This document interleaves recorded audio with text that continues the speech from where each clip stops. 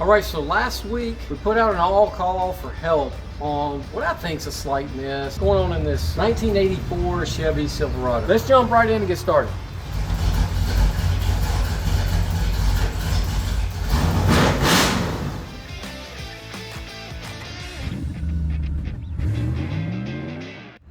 '84 Chevy Silverado. Love the truck, looks good. Check out our video on the introduction of that. Today what we're going to do is go over a couple of the recommendations we've had. I think the one we're going to settle on right now is getting this sucker up to 3,000 RPM, taking the distributor and turning it. Find the smoothest spot, and that might solve all of our issues. If it doesn't, next we're going to go around all the plug wires and try to see if we can find a plug wire that's failing or arcing somewhere onto the engine. Maybe it's been burnt by a header, tube, or something. Next, that don't work. Then we're going to pop open the distributor cap and look on the inside at the butterfly and see if it is showing signs of arcing inside the distributor cap. Next, if that don't work, we're going to look at the butterfly going around the distributor cap. What does the tip look like? Is it worn? Maybe yes, maybe no. What about each contact point? Are those worn? The last thing is the coil pickup. I'm told it should be concave and not flat. If it's flat, it's crap. It's concave,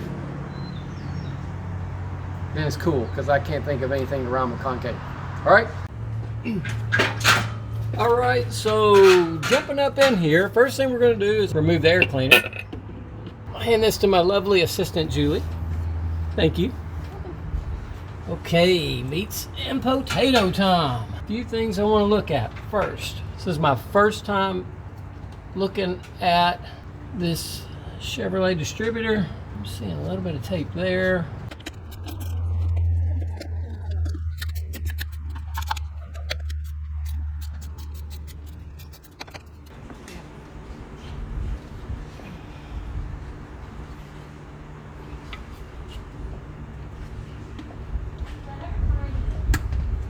All right, so from the looks of that, somebody's definitely done the right thing. We got dielectric grease on the pickup here. Look at this one. Same thing there. All right, coming on up. That one's a little dry there. Snap in.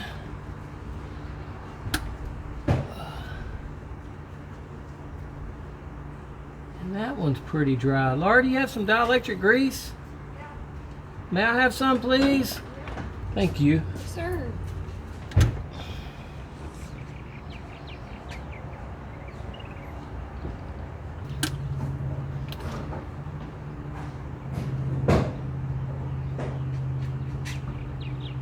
We found about 4 of these that needed dielectric grease. I think the dielectric grease is a great idea. Went ahead and put that in the front 2 and the 2 on the driver's side. So we've got that. Vacuum lines, I don't see any cracks that go to it. This one's hooked up, goes right to the carburetor. I really am having a hard time getting back here. It's one of the beauties of a Ford of this era is that the distributor is right in the front. I know, I just earned about a dozen hate comments over that, but I'm just saying it's easier to get to. It's right there instead of back here. I can't get my eyeballs around there, you know what I'm saying? So I'm gonna try to do this without attack. We're just gonna hold it up on what we think is 3,000 RPM. We're gonna turn this distributor and find the smoothest running position. Due to the very sophisticated design and placement of this distributor, yeah, I don't really have the right wrench. There may be a wrench for this, but I'm gonna be using this stubby, small. Ugh, crawl back on this thing. All right, let's get in here and see if stubby will do the job. All right, so we broke it loose. What we're gonna do is crank it up and see what we've got, see if we can turn this feller and make the proper adjustments to have this engine running like a fine piece of machinery. We're going to try. All right. And once you crank it, then you're going to put your foot on the gas pedal and try to find what you think is 3,000 RPM. And then yell at me through Julie. And Julie will give me signals. And then I'll turn the distributor. And when I find a spot where it's the most smoothest, I'll yell at Julie. And she'll tell you to get off the gas. Okay. Is that a plan? So Julie, you got to come a little closer here. All right, let's do it.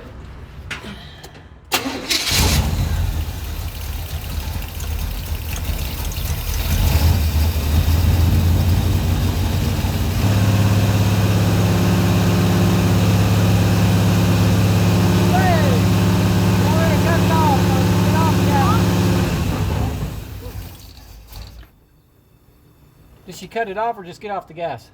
Is it cut off? It killed itself.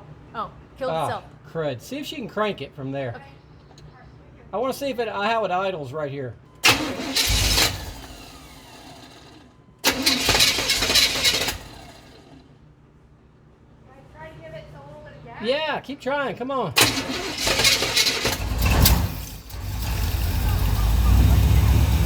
our first backfire. Right in my face.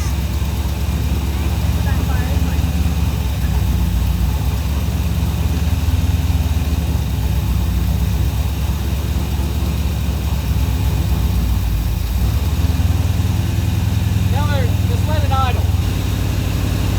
That's going to goose it. Just a little bit. A little bit? Just a little bit. Oh, never mind. Tell her stop. Never mind, stop. I forgot I can do it. Oh.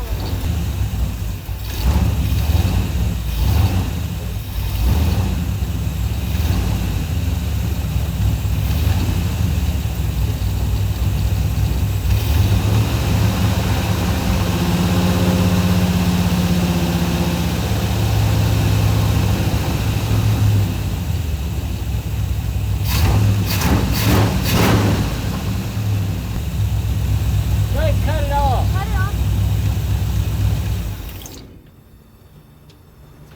Tell her thank you. I'm going to see if I can tighten this up right here. Thank you. Oh, now everything's hot. Hot. Yeah, did it backfire? Yeah, that first time she re-cranked it, Yeah. that has to do with the timing. So having it advanced off to the right side of the vehicle, being, you know, looking from the driver's seat toward the passenger side, that caused the backfire. Gotcha. It just happened to be in my face. Now Still everything's have eyeballs. hot. Do not leave me, little wrench. I need you, Stubby. Don't leave. So what I'm doing now is just trying to tighten up the distributor here. Unfortunately, I was told get it up to 3,000 RPM and then find the smooth side, and I did that. But it was that advancement or retardation of timing, which I don't know which one it is, advance or retard, but that's what caused the backfire.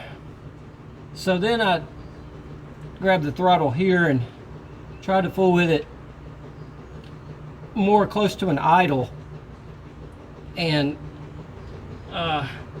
so I have her slightly turned towards the left side of the truck. I'm gonna go ahead and tighten it down there, and then we'll inspect and try to figure out where to go next. I can't tell from under the hood. The engine kind of ran smooth for the most part anyway, I thought, under an idle. Let me explain myself. The problem I'm having is when a truck's under a load on low RPM. That's either because it's got a hopped up cam and I don't know what it feels like to drive a truck with a hopped up cam. Maybe there's really no problem. Or it's because the timing's not really just right. Laura, go ahead and crank it, please. Stay in it. Okay, that's interesting. Try again, please.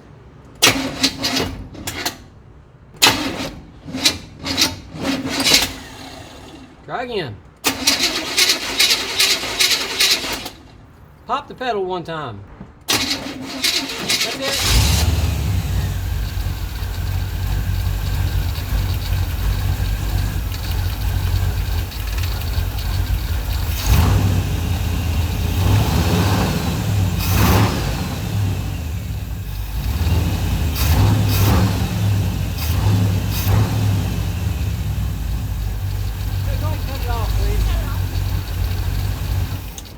Okay, so I think what we're going to do next, I'm so used to feeling this mess when I hope I've described this right. You just have got low RPMs and an increased load on the motor, and I feel a little bit of this. Again, that might just be a high performance cam. I don't know. I didn't grow up high performance guy.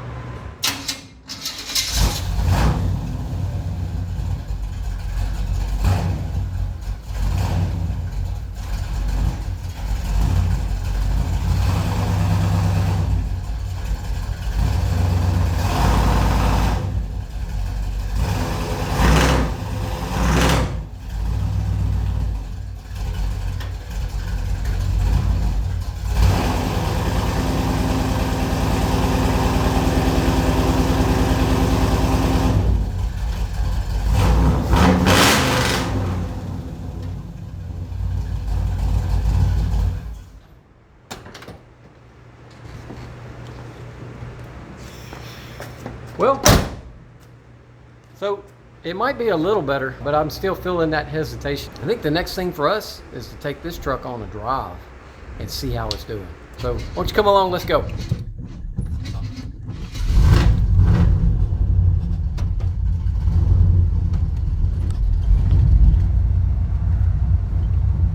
right, we're just gonna roll out here onto the asphalt.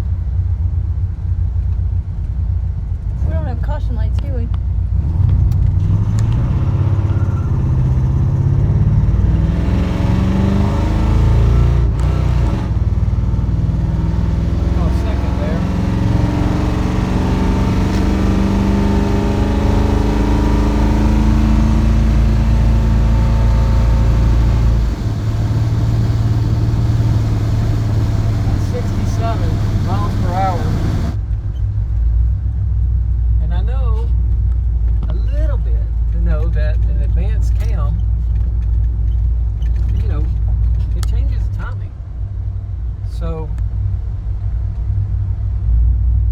So they, that's what I like. I like that rough idle. I like that Latin American drummer thing, So we could increase the idle.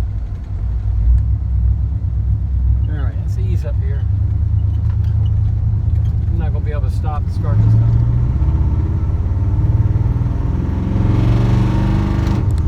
So that's about a quarter a pedal.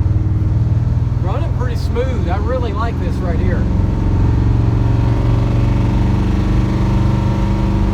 I heard somebody in the comments complaining about the glass packs. I'm right there with you. I don't care for the glass packs either. It's sort of like a fake sound to me. I would rather have a turbo mufflers myself, but Julie, I think we did something here. I think we got the miss. Woo! See, I'm doing. And look, I just got another gear. Let's have an overdrive. Hit it a little bit. This is so much smoother. I like this. This is doable. I like this better. Much better.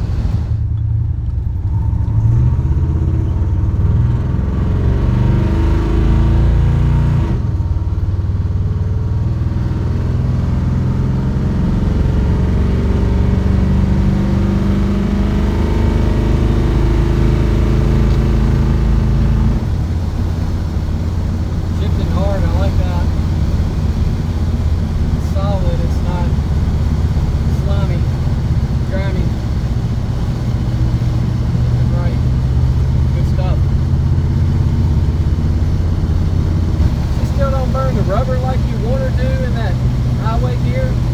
Not hard for somebody to change and put a 383 traction lock or something like that in the rear end. But honestly, if you just want to take this to cruise-ins, if you want to take this truck down the highway, leave it like it is.